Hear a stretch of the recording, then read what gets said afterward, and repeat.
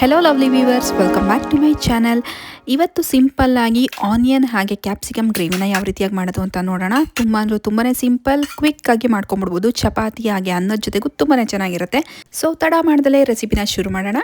ಮೊದಲಿಗೆ ಒಂದು ಪ್ಯಾನ್ಗೆ ಸುಮಾರು ಒಂದು 3 ಟೇಬಲ್ ಸ್ಪೂನಷ್ಟು ಅಡುಗೆ ಎಣ್ಣೆನ ಹಾಕೊತಾ ಇದ್ದೀನಿ. ಈರುಳ್ಳಿ ಹಾಗೆ ಕ್ಯಾಪ್ಸಿಕಮ್ನ ಈ ರೀತಿ ಕ್ಯೂಬ್ ಶೇಪಲ್ಲಿ ಕಟ್ ಮಾಡಿಕೊಂಡು 5 ನಿಮಿಷಗಳ ಕಾಲ ಮೀಡಿಯಮ್ ಫ್ಲೇಮಲ್ಲಿ ಫ್ರೈ ಮಾಡಿ ಇಟ್ಕೊತಾ ಇದ್ದೀನಿ.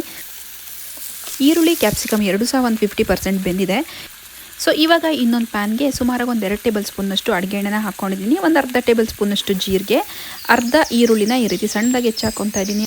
ಜೊತೆಗೆ ಒಂದು 1/4 ಟೇಬಲ್ ಸ್ಪೂನಷ್ಟು ಅರಿಶಿನ ಪುಡಿ, 1 ಟೇಬಲ್ ಸ್ಪೂನ್ ಖಾರದ ಪುಡಿ, ಹಾಗೆ ಒಂದು 3/4 ಟೇಬಲ್ ಸ್ಪೂನಷ್ಟು ಕೊತ್ತಂಬರಿ ಪುಡಿನ ಹಾಕ್ಕೊತಾ ಇದ್ದೀನಿ.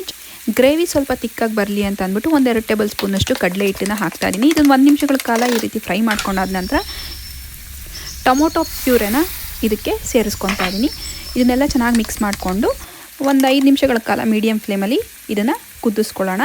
ನಂತರ ಇದಕ್ಕೆ ಗಟ್ಟಿ ಮೊಸರು, ಒಂದು ಅರ್ಧ ಕಪ್ಪಿನಷ್ಟು ಗಟ್ಟಿ ಮೊಸರನ್ನು ಸಹ ಸೇರಿಸ್ಕೊತಾ ಇದ್ದೀನಿ. ಚೆನ್ನಾಗಿರುತ್ತೆ, ಮಿಕ್ಸ್ ಮಾಡ್ಕೊಳ್ಳಿ.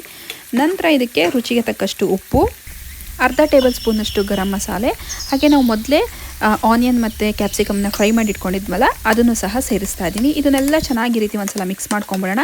ಲಿಡ್ನ ಕ್ಲೋಸ್ ಮಾಡಿಬಿಟ್ಟು ಒಂದು 2-3 ನಿಮಿಷಗಳ ಕಾಲ ಮೀಡಿಯಮ್ ಫ್ಲೇಮಲ್ಲಿ ಇದನ್ನು ಬೇಯಿಸ್ಕೊತಾ ಇದ್ದೀನಿ. ಉಪ್ಪು ಖಾರ ಏನೇ ಕಡಿಮೆ ಇದ್ದರೂ ಈ ಸ್ಟೇಜಲ್ಲಿ ನೀವು ಅಡ್ಜಸ್ಟ್ ಮಾಡ್ಕೋಬೋದು.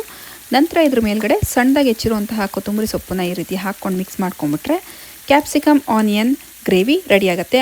ಚಪಾತಿ, ರೊಟ್ಟಿ ಅಥವಾ ಅನ್ನದ ಜೊತೆಗಾದರೂ ಇದನ್ನು ನೆಂಚಿಕೆಗೆ ಬಳಸ್ಬೋದು. ತುಂಬಾ ಟೇಸ್ಟಿಯಾಗಿರುತ್ತೆ. ನೀವು ನಿಮ್ಮ ಮನೆಗಳಲ್ಲಿ ಈ ರೆಸಿಪಿನ ಟ್ರೈ ಮಾಡಿ ಹೇಗೆ ಬಂತು ಅಂತ ನಮಗೆ ಕಾಮೆಂಟ್ ಮೂಲಕ ತಿಳಿಸಿ. ನಮ್ಮ ಚಾನಲ್ಗೆ ಸಬ್ಸ್ಕ್ರೈಬ್ ಆಗಿಲ್ಲ ಅಂದರೆ ದಯವಿಟ್ಟು ಸಬ್ಸ್ಕ್ರೈಬ್ ಮಾಡಿ ಸಪೋರ್ಟ್ ಮಾಡಿ. Thank you.